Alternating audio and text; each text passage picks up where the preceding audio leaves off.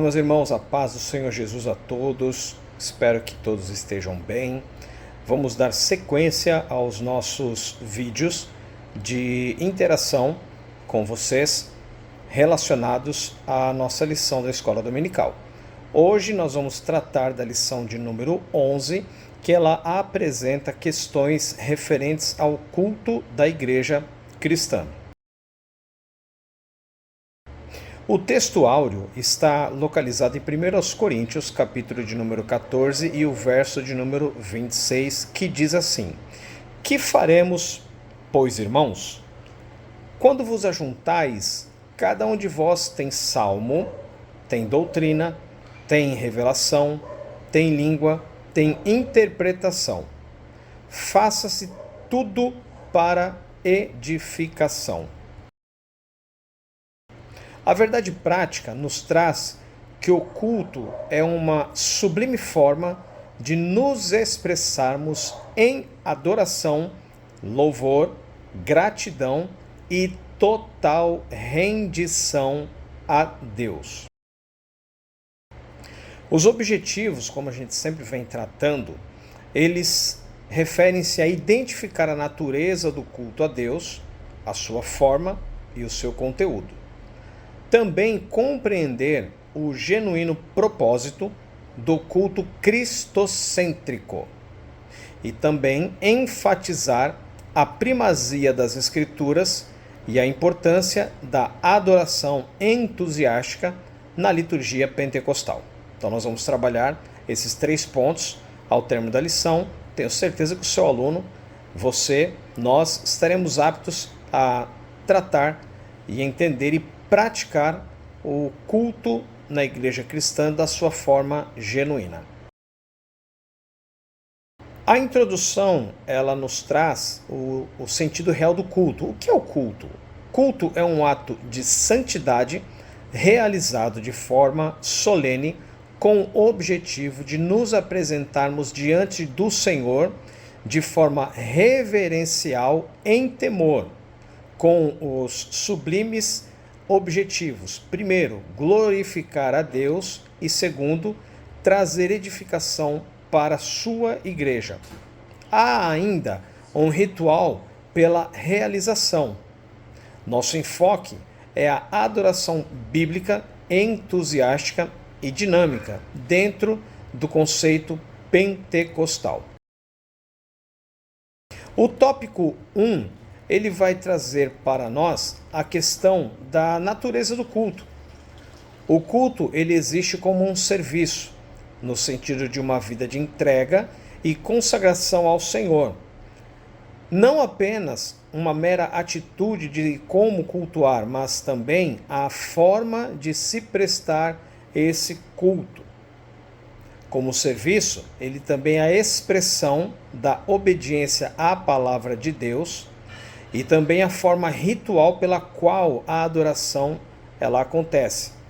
A referência bíblica que a lição nos traz se encontra em Atos, capítulo de número 13, dos versículos 1 até o versículo 4, que traz a ideia de que enquanto os crentes cultuavam, e aí a palavra grega é leiturgeo, o Senhor era cultuado e o Espírito Santo comissionava os primeiros missionários.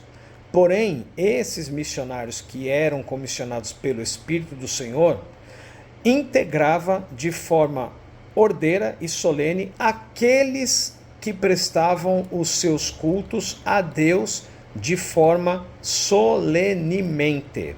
Então, não é um missionário estranho à forma de realização do culto, mas você prestava o seu culto a Deus e o Espírito Santo escolhia dentre aqueles que cultuavam as pessoas que iriam fazer a obra missionária de propagar e pronunciar o Evangelho. Como solene, nós entendemos aquilo que denota respeito e que é majestoso. Em uma solenidade, se observa no evento tanto a ordem, ou seja, a forma de realização, quanto a sua substância, o seu conteúdo. O nosso culto, ele de igual modo não pode ser destituído destes dois elementos. Não se pode prestar um culto de qualquer forma.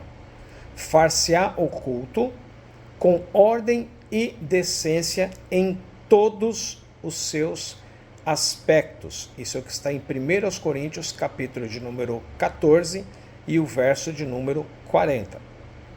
Para entender a solenidade de um culto, nós precisamos fazer a leitura e o estudo da primeira carta de Coríntios, nos capítulos 12, 13 e 14, pois lá são apresentados todos os princípios que regem o culto na igreja de Corinto. E essa questão da igreja de Corinto é o princípio que todas as igrejas devem ter como ponto principal para a prática do seu culto ao Senhor. O culto, ele também tem o aspecto de santidade.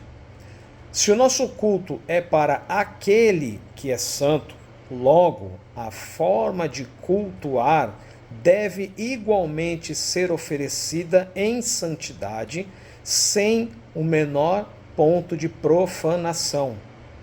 Devemos observar esse limite entre o que é santo e o que é profano. A igreja, apesar de ser um espaço sacro onde o culto ocorre, nós, você, enquanto templo do Espírito Santo, precisamos aceitar que o culto se inicia quando abrimos os nossos olhos e não quando a porta da igreja é aberta. Quando nós acordamos, nós temos como serviço prestar a nossa adoração individual a Deus, para que, quando nos reunirmos na congregação, possamos prestar o nosso culto coletivo. O tópico 2, ele nos apresenta o propósito do culto. Por que o culto existe? Nosso objetivo, enquanto cultuamos de forma coletiva, se trata de glorificar ao Deus que nos criou, que nos direcionou, que nos comprou através do sangue do seu Filho Jesus Cristo. Seria em vão um sacrifício na cruz do Calvário e nós deixarmos de prestar um culto solene e em adoração àquele que entregou o seu Filho por amor de mim e de você. Então a celebração do culto é para Deus, por quem Deus é e também pelo que Deus faz. Por meio de Cristo é que nós glorificamos a Deus. Por isso, o culto passa pela pessoa de Jesus Cristo, pois Jesus é o único intermediador entre nós e Deus. Cristo é o sumo sacerdote. O culto sem celebração a Deus, ele perdeu a sua essência. Então nós temos que nos reunir e transformar a nossa reunião num culto de forma solene ao Senhor. Toda a ação, a partir do momento em que nos propormos a cultuar ao Senhor, ela é direcionada para Deus. O culto genuíno, ele traz edificação para a igreja. E aí, quando eu uso o termo edificar, conforme está na nossa lição, nós temos o sentido de construção de vidas para que elas possam habitar nas regiões celestiais. João 14, Jesus disse que foi para o Pai e foi nos preparar morada, para que assim nós possamos estar para sempre com Ele. Porque se não fosse assim, Ele vos teria dito. Mas Ele foi para nos preparar lugar. Então nós temos que ter essa reverência desde já, para sabermos que quando formos chamados pelo Senhor, nós estaremos tendo o resultado do culto que prestamos durante a nossa vida. A edificação da igreja, ela também traz o sentido de que os dons que foram dados pelo Espírito Santo, eles possam necessariamente cumprir uma função na sociedade cristã. Não se pode haver língua estranha se não houver um intérprete, porque senão a edificação é própria. Aquele que fala língua estranha, ele edifica-se a si mesmo, mas o que profetiza edifica a igreja. Se houver língua estranha, recomendação do apóstolo Paulo é que haja também intérpretes. Quando se traduz essa língua estranha através do dom dado pelo Espírito Santo, por conta de uma pessoa que tem o dom de interpretação dentro do culto, então há a comunicação entre o que Deus está ministrando, o que Deus está falando, e aquilo que o seu povo, a sua igreja precisa ouvir. Na verdade, tudo deve ser feito com ordem e decência. Como eu estava falando sobre os dons, imagine você, uma pessoa com dom de cura, num local onde não há enfermos. Você tem o dom, mas a eficácia desse dom não se exerce, porque você não pode praticar aquilo que você teve como dom. Isso participa do nosso culto de adoração a Deus. Tudo na igreja, no culto, deve possuir a edificação para o corpo de Cristo. Isso está em Efésios 4, verso de número 12. Passando para o tópico 3, nós temos a liturgia do culto. O culto ele possui alguns elementos. Basicamente, nós vamos falar de elementos que compõem a questão litúrgica, que são a base da nossa vida cristã, que é nada mais, nada menos do que a exposição da palavra de Deus. Pois a Bíblia mesmo nos demonstra que tudo que Jesus fez, ele fez através da exposição da palavra. A Bíblia é a nossa regra de fé e prática. Então, quando da leitura, nós temos a oportunidade de explanar e meditar na palavra de Deus. Essa meditação, leitura, explanação da palavra, ela deve ocupar a primazia de nossas reuniões, de nossos cultos, pois é a base do ministério de Jesus. Quando Jesus foi tentado, ele rebateu com a palavra. O segundo elemento que eu quero tratar aqui é o elemento chamado de adoração. A adoração, ela é o primeiro degrau da liturgia sugerida pelo apóstolo Paulo lá em 1 Coríntios, capítulo de número 14 e o verso de número 26, quando usa-se a palavra salmo, não se referindo a outra coisa a não ser o momento de adoração exclusiva ao Senhor. Paulo nos apresenta cristãos em uma adoração entusiástica, cheios do Espírito Santo, que se reuniam com o objetivo de prestar a sua adoração ao Senhor.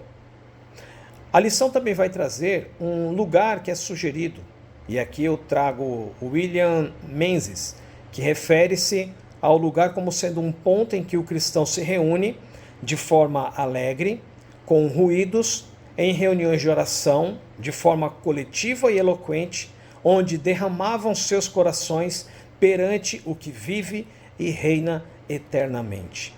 No instante em que se levantam as mãos em rendição ao Senhor Jesus, nós entregamos a Ele, entendendo que para Ele, por Ele, se fez presente o sacrifício e por conta disso, Ele se faz presente no meio de onde estão 2 ou 3 reunidos no seu nome em adoração.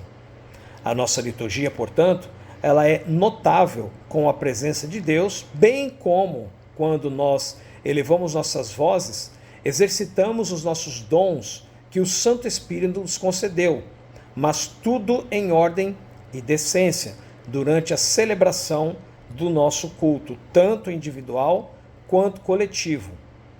Logo, temos a conclusão de que um culto com ordem e decência não se trata de um culto frio e sem celebração. No culto é o Espírito Santo quem nos leva a celebrar e nos faz com que nos alegremos com o poder, ou seja, o dinamismo da sua ação em nossas vidas. Que Deus em Cristo Jesus te abençoe, que você possa ter uma aula próspera, produtiva, que você possa ser um instrumento de Deus para lecionar aos alunos e que a sua aula possa obter maior sucesso com total explanação dentro do tempo que foi sugerido, com testemunhos que venham a edificar ao final da aula e que você possa ter a graça de Deus de poder trabalhar os alunos e optando também no momento final para que eles venham a participar de forma construtiva da aula e que o nosso culto, após essa aula, ele venha a ser um culto diferente, ótimo e recebido pelo Senhor. Que Deus abençoe.